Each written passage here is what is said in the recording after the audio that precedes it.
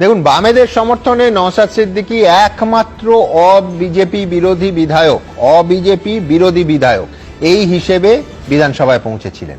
আবার সেই বহু চর্চিত সাগরদিঘি কেন্দ্রে বাইরন বিশ্বাস, যেখানে বাম সমর্থিত কংগ্রেস প্রার্থী হিসেবে উপনির্বাচন পর্যন্ত জিতেছিলেন, উপনির্বাচন যেখানে সাধারণভাবে শাসক দলের পক্ষে রায় যায়। কিন্তু এখন নওশাদ সিদ্দিকী বারবার একটা মহাজোটের ডাক দিচ্ছেন। বাবরি মসজিদের শিলান্যাস করেও হুমায়ুনকে সেই একই ডাক দিতে দেখেছি আমরা। দেখুন, নওশাদে সিপিএম এর কোনো আপত্তি নেই, 5 বছর আগেই একেবারে তা কিন্তু স্পষ্ট বোঝা গেছে। আবার যদি নওশাদ হুমায়ুনের হাত ধরেন, তাহলেও কি বামেরা তাদের হাত ধরবে?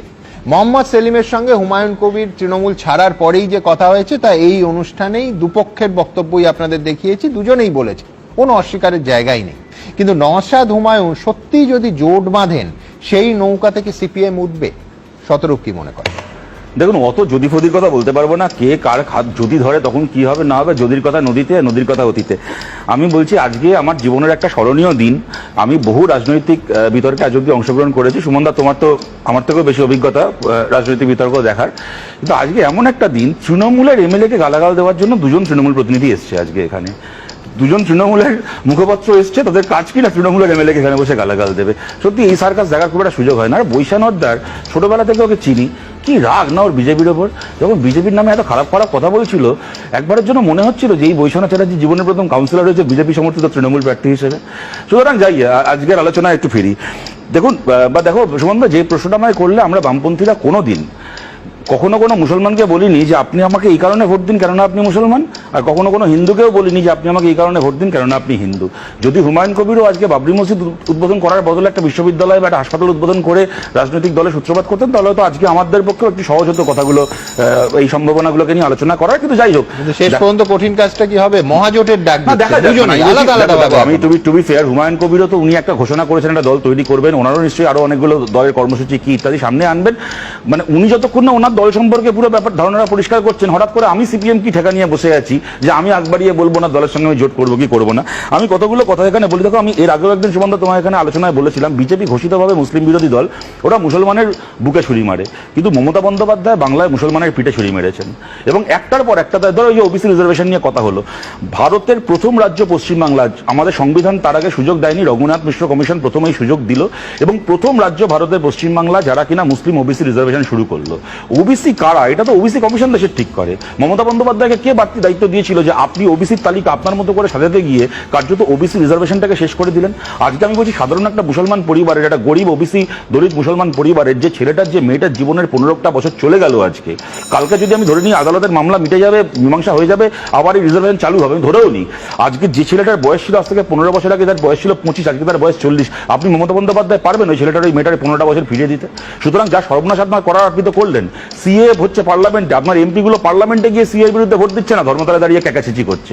ওয়াকফের সংশোধনী হলো, আপনি দাঁড়িয়ে ঘোষণা করে দিলেন যে পশ্চিমবাংলায় আমি ওয়াকফের বিরুদ্ধে মিটিং মিছিল করতে দেবো না। তারপরে মানুষ যখন এসআইআর নিয়ে ব্যস্ত, সাধারণ মুসলমান তার 2002 সালের ভোটার লিস্টে বাপ ঠাকুরদার নাম খুঁজছে, আপনি সেই সময় ঘুরপথে এসআইআর পশ্চিমবাংলায় ইমপ্লিমেন্ট করে দিয়ে বলে দিলেন 5ই ডিসেম্বরের মধ্যে এসআইআর যদি তুলতে না পারো তোমার সম্পত্তি আমি নিয়ে নেব। সুতরাং মমতা বন্দ্যোপাধ্যায় দিনের পর দিন, যে কথা হচ্ছিল এখানে রাজনৈতিক হিংসা, ঠিক কথা, যে বলা হলো 80% মানুষ মারা গেছেন মুসলমান সম্প্রদায়ের। আমি বলছি, গত 15 বছরে পুলিশের হাতে যে মানুষগুলো মারা গেছে, তুমি নামগুলোকে খুলে দেখো, পুলিশের হাতে ভাঙড়ের মফিজুল আলমগীর থেকে শুরু করে আমাদের মইদুল মিদ্দা থেকে শুরু করে, কদিন আগে তামান্না, যদিও পুলিশের হাতে নয়, সে তৃণমূল ভোটের পরে, পুলিশের যারা এই খুনগুলোর জন্য গ্রেফতার হয়েছে তারাও আমি রাজনৈতিক হিংসা তো আছে, আমি খালি বলছি পুলিশের হাতে খুন হওয়া, মমতা ব্যানার্জির পুলিশের হাতে খুন হওয়া নামগুলো তালিকা দেখো। আমি খুব সংক্ষেপে 2-একটা কথা বলছি। এই যে এনারা বলছেন যে এই যে মুসলমান ভোট কাটতে গেছে, মুসলমান ভোটগুলো কি আপনাদের বাপ ঠাকুরদার সম্পত্তি নাকি, বাবার জমিদারি নাকি আপনাদের?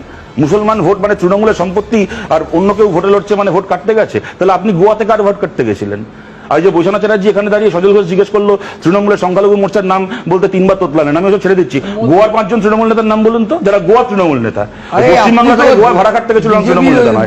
মণিপুরে আমি বলছি, এরা তো অনেক বড় বড় তৃণমূল নেতা, আমি বলছি মণিপুরের 5জন তৃণমূল নেতার নাম বলুক। একদম মণিপুরে জন্মেছে, মণিপুরে রাজনীতি করে তৃণমূলের নেতা হয়েছে, 5টা নাম বলুক। ত্রিপুরার 5টা তৃণমূল নেতার নাম বলুক।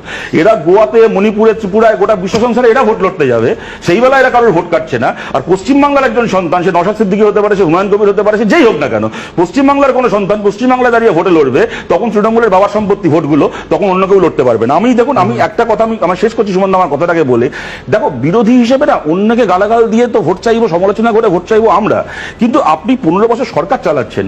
আজকে হুমায়ুন কবির বলুন, নওশাদ সিদ্দিকী বলুন, কি সিপিআইএম বলুন, কংগ্রেস বলুন, যাই বলুন, তার সামনে দাঁড়িয়ে আপনাকে এই কথা কেন বলতে হচ্ছে যে বিজেপির ভয়ে তুমি আমাকে ভোট দাও? আপনি কেন বলতে পারছেন না যে মুসলমান মানুষের জন্য আমি এই ভালো কাজগুলো করছি যেটাকে দেখে তুমি আমাকে ভোট দাও? আপনি এইটা কেন বলতে পারছেন না? আমার কথাকে আমি ধরুন, আমি এটা বলে শেষ করছি যে পশ্চিমবাংলাতে এই যে আপনারা এখন আলোচনা করছেন না যে মুসলমান ভোট কি, তাহলে তোহা সিদ্দিকের একটা বিবৃতি দেখালেন, উনি বলছেন যে মুসলমান ভোট ভাগ হয়ে গেছে, মমতা বন্দ্যোপাধ্যায়ের হাতে পুরোটা নেই। আমি এটা নতুন কিছু না, 2022 সালের পঞ্চায়েত ভোট আপনারা দেখুন, 2022 সালের পঞ্চায়েত ভোটের ফলাফল দেখলে আপনারা বুঝতে পারবেন পশ্চিমবাংলায় তৃণমূল কিন্তু মুসলমান সম্প্রদায়ের মানুষের সঙ্গে যে প্রতারণা করেছিল তার হিসেব পেতে শুরু করে দিয়েছে। এমনকি আমি বলছি, ধরুন বামপন্থীরা আমরা ভালো ফলাফল তো করিনি, তার মধ্যেও আপনি যদি দেখেন শেষ আমাদের যারা এমপিরা ছিল, সে মোহাম্মদ সেলিম রায়গঞ্জ থেকে হোক, বদরুদ্দোজা খান জিতেছিলেন মুর্শিদাবাদ থেকে, গত লোকসভায় বাম এবং কংগ্রেস যে কটা আসনে লিড পেয়েছিল সবগুলো সংখ্যালঘু অধ্যুষিত জেলাতে লিড পেয়েছিল। সুতরাং সংখ্যালঘু মানুষের ভোট কিন্তু তৃণমূলের হাত থেকে ইতিমধ্যে অনেকটা চলে গেছে, ওরা সেটা জানে বলেই এখন বিজেপির ভয় দেখিয়ে ভোট পাওয়ার চেষ্টা করছে। আমি বলছি তার মানে আবার বলতে হবে, যেটা দিয়ে কামাল সাহেব শুরু করেছিলেন যে বিজেপি জুজু দেখিয়ে আমি ভোট চাইছি, মুসলিম বিধায়কদেরকে বিধানসভা থেকে ছুড়ে ফেলে দেবো, এটা বিরোধী দলের দলনেতা, বিরোধী দলের দলনেতা। আমি বলছি হ্যাঁ।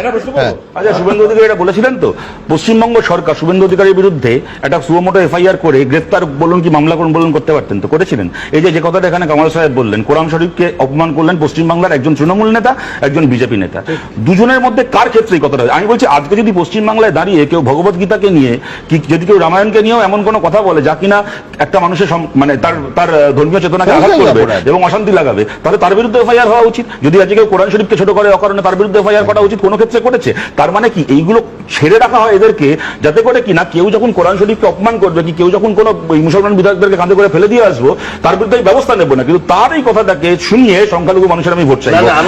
এই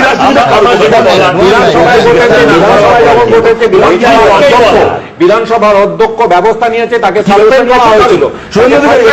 শুভেন্দু অধিকারী